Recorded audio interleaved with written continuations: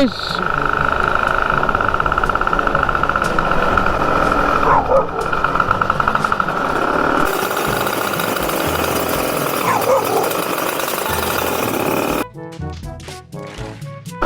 Talagang asok ito. May pagtalon pa eh. May pagtalon pag nalalaman ko. Pilantik sa likod ko.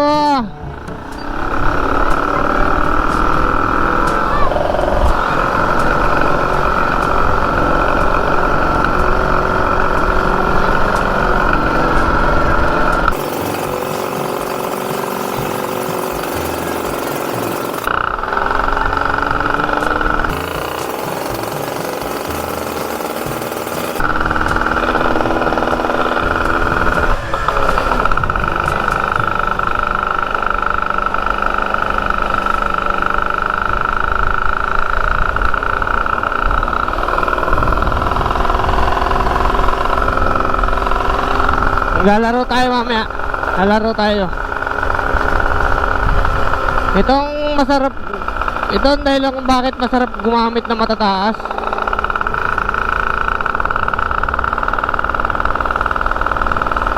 Malambot lang yung gulong natin.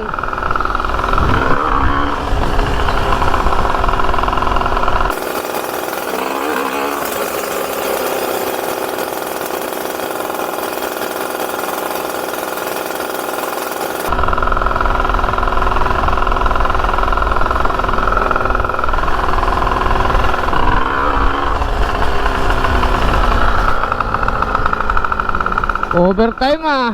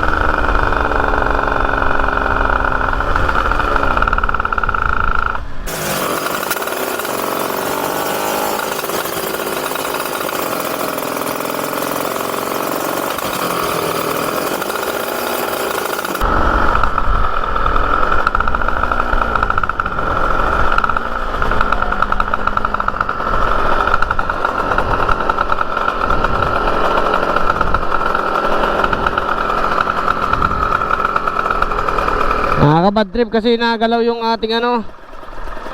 Nagalaw yung camera natin. Oh, naikot-ikot. Natatanggal yung pagkahigpit niya. Nahigpitan mo ngayon, tapos mamaya luluwag na naman. Gagamitin natin to sa ano.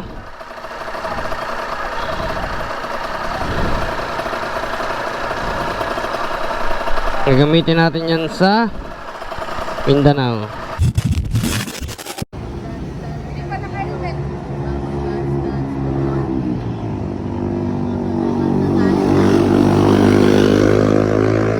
Okay, so tambay muna tayo dito sa tulay ng Binondo Bridge.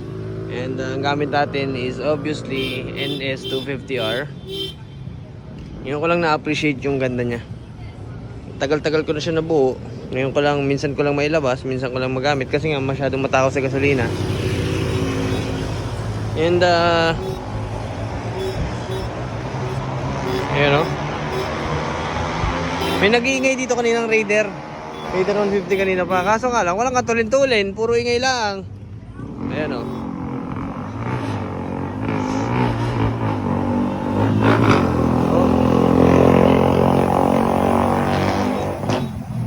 Puro ingay.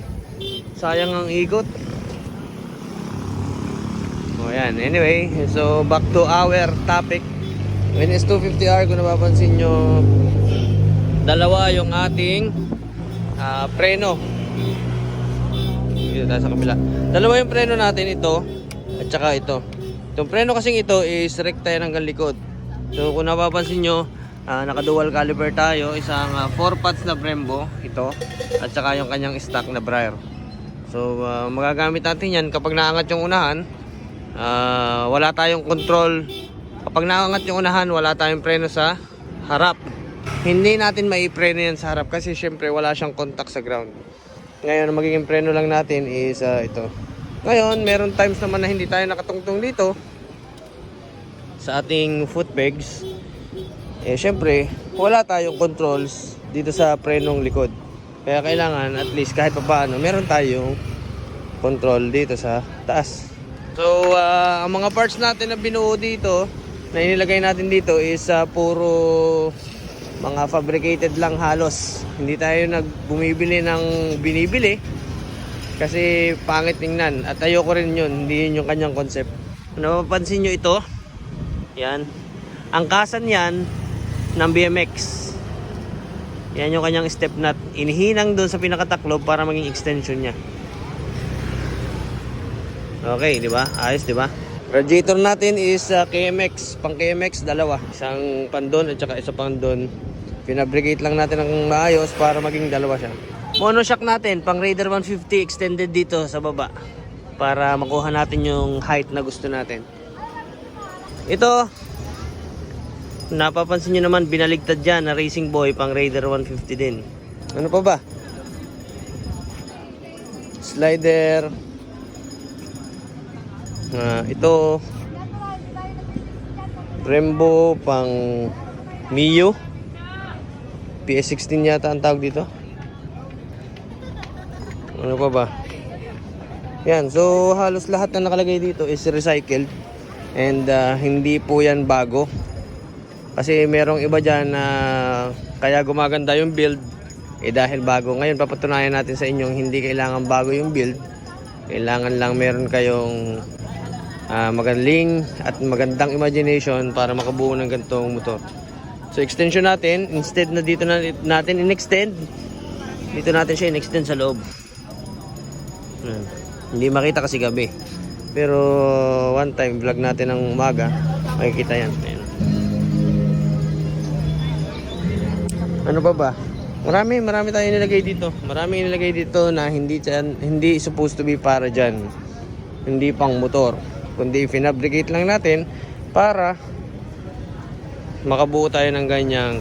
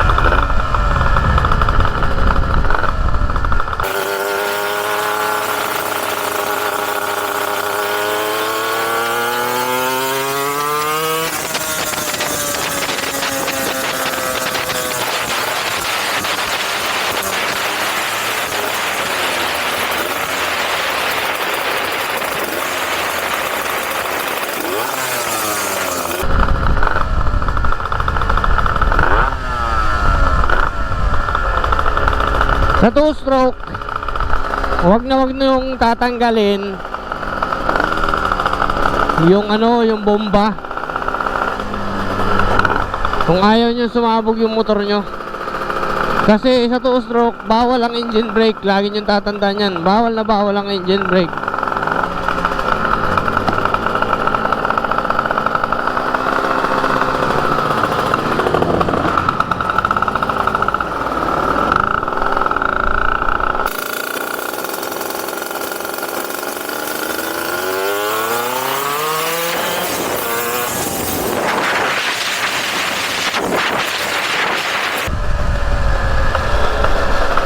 Nagkaklase na bang ito?